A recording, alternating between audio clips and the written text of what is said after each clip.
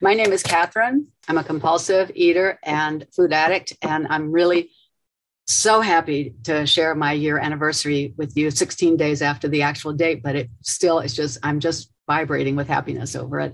I thought I was a lost cause. I really did. I don't come from big numbers.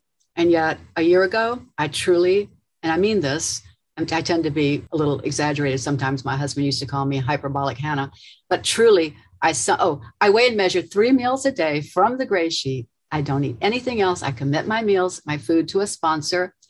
I do not eat anything in between. And if I change any of my food, I also commit that to at least someone with 90 days, but usually back to my sponsor. This is important to me because in the big book, it talks about half measures avail us nothing. This is not a half measures. We can't get anything. We have to do it perfectly. And it is so exciting not to have to think about what I'm going to eat. It is taken care of. And I'm going to talk, I prayed this morning because I really want to tell you my story, but I also wanted to give you my message, which is I'm going to use the word God. And I don't know what it means. It's political it's just, I have to talk about it because it's about spirit. And it's just a word. It's a concept. And really, I always like to say it this way. I don't believe in God. Because why would I limit anything to a concept or a belief? It's a magnificent experience. And when I'm with it and connected, it's in you. It's in you. And I just feel this swarming, ridiculously embarrassing love. And that's the way it goes for me. That's the way it's always been. I had a huge awakening in 1990, which took me to a meditation teacher, to India, and all these stories, which is another story. But I fell in love with spirit. And that's why I know that on March the 11th, 2021, I couldn't stop eating and I was going to kill myself. And then on March 12th, it was over. It was just over. It has to be something so much bigger than my own will. And we all know it is. We know there's something bigger than this. It's a force.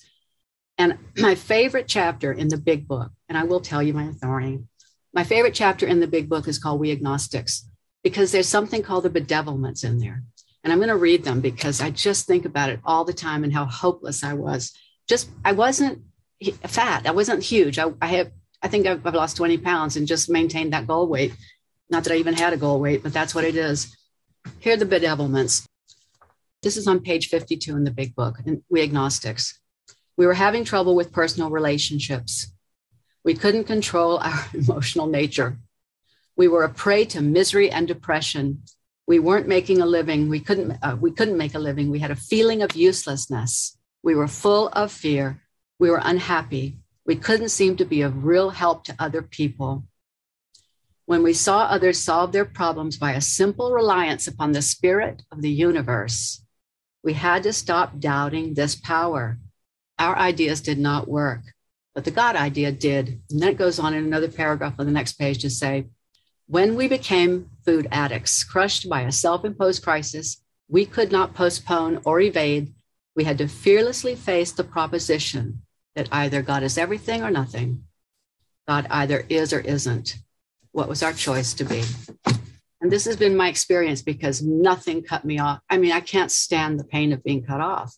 And food, sugar, that's what it did. It just dulled me.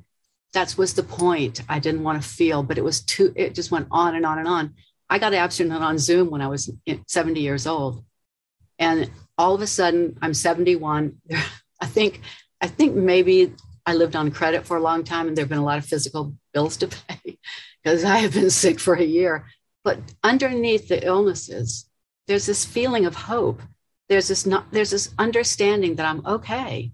And, somebody says, well, you're old. I don't think that's it. I just think I haven't taken care of myself. That's BS anyway. We know that. Because 70 isn't it 40. But the truth is, who cares? Its chronology is meaningless. Abstinence time is everything.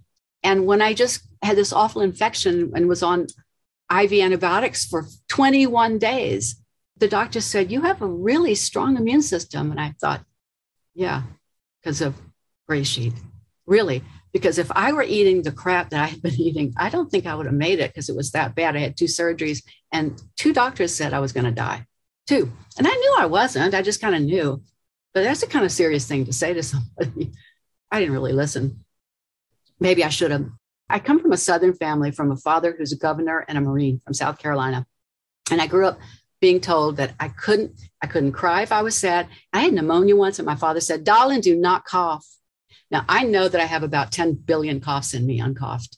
I really feel that I have a lot of that stuff. And Southern women are, that we're born hostesses. I could probably have my plumbing falling out and go, "Hey, Murphy, come on in, have something to eat. Hey, Bitsy, hey, Boots."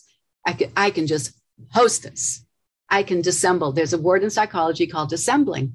And that's pretending, wearing a mask. I'm really good at it. Unfortunately, it hasn't served really, because I'm a binger. I couldn't walk through a room without putting something in my mouth for feelings. So I wasn't stuffing myself all the time, but I was stuffing my feelings, my coughs, everything. And I had a crisis in 2006. I loved this husband with all my heart, and he walked out on us and took everything. And it was traumatic. And there's a lot of trauma, and I had to do a lot of work I just had to survive. My daughter had almost a near fatal cancer, and I lost my home. I lost everything. And I had to keep going. And that's the Marine. That's the father that, "Darling, keep going. Get up, get on that horse and get over that jump." And I did. I just kept going. And I have an identical twin sister, which is a terrible burden, I'll tell you. But we were called the Skinny Twinnies, and we'd made a lot of money on TV and da. So I was always hyper-focused on looks. And I never really had a lot of weight. I was 5'10" and thin, and a model and an actress. And somehow I ended up in school at NYU to go to psychology school. And all these things just kept unfolding. And I would just seem to be the one riding along, pretending, "Oh, it's fine. Everything's fine." It was never fun. I've always been miserably unhappy. And I 37 years in AA, and I'm a terrible drug addict. And I love AA. But the food has always been a problem. My mother didn't let us have, we got little teeny portions. We couldn't have seconds. And I never knew something called dessert. We were controlled to the point of her anorexia. My mother was English, no offense, such an uptight person. And I really mean this. We had to sit straight, and until she picked up her fork, we could not pick up ours. We had to sit. It was the most miserable experience to eat with my family. And we had to do it 3 meals a day, all the time. I was brought up so strict. Wow. And I just can't tell you, I still wolf my food because I still have that fear in me that I'm going to get criticized. I still do it. I just, I'm sure that doesn't help my health, but I can't. That's a habit I can't change right now. I don't want to change. Love it. Love my food. I lick my plate, literally. Literally, I love my food so much. So I had this poverty, impoverished consciousness mother. She was so nasty. She was so mean. And I adored her. My father became a good friend of mine later, but my mother had issues, I don't think she liked her femininity too much. But anyway, I grew up with a lot of money on a plantation in the South. It was a beautiful life. And all I wanted to do was go up this tree, because I kept seeing God. I kept hearing these voices, and I kept seeing these glittering lights. And that was something that I had since childhood. But that got driven out of me with addiction. And that hurt so much. That hurt with booze, alcohol, sex. I have all of them. I have every one of them. But I pretended not to. I always pretended. It was just easy to do because I was taught to.